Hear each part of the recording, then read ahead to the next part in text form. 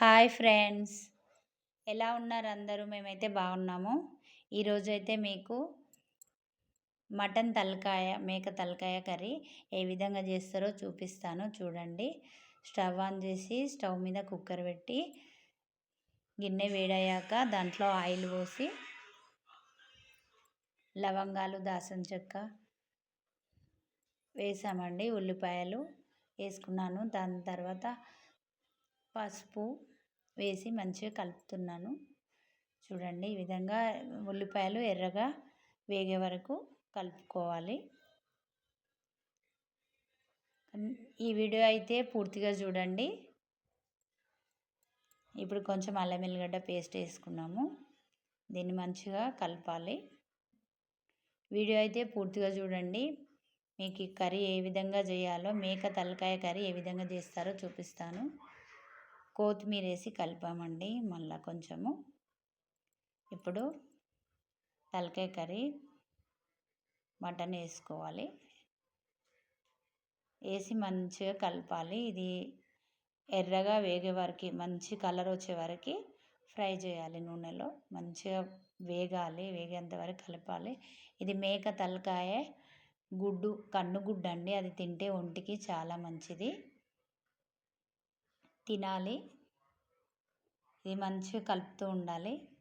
ఈ వీడియో నచ్చితే వీడియో అయితే పూర్తిగా చూడండి. వీడియో నచ్చిన వాళ్ళు లైక్ చేయండి, షేర్ చేయండి, సబ్స్క్రైబ్ చేయండి.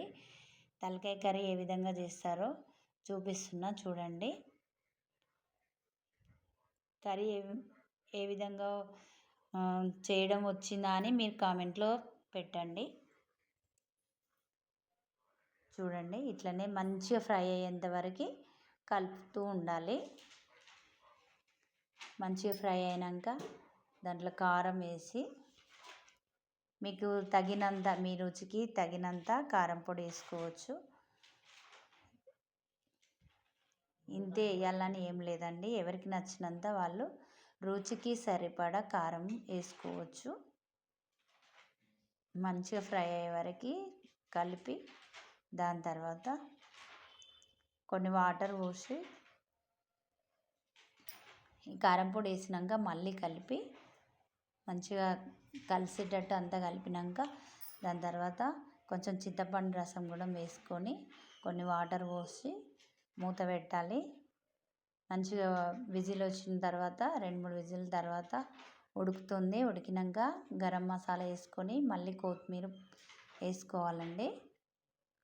అంతే, తలకాయ కర్రీ రెడీ అయిపోతుంది. వాటర్ పోసుకొని నేనైతే కుక్కర్ విజిల్ పెట్టాను. కూర రెడీ అయిపోయింది. ఓకేనా ఫ్రెండ్స్? వీడియో నచ్చితే లైక్ చేయండి, షేర్ చేయండి, సబ్స్క్రైబ్ చేయండి. మేక తలకాయ curry ready. Thank you friends.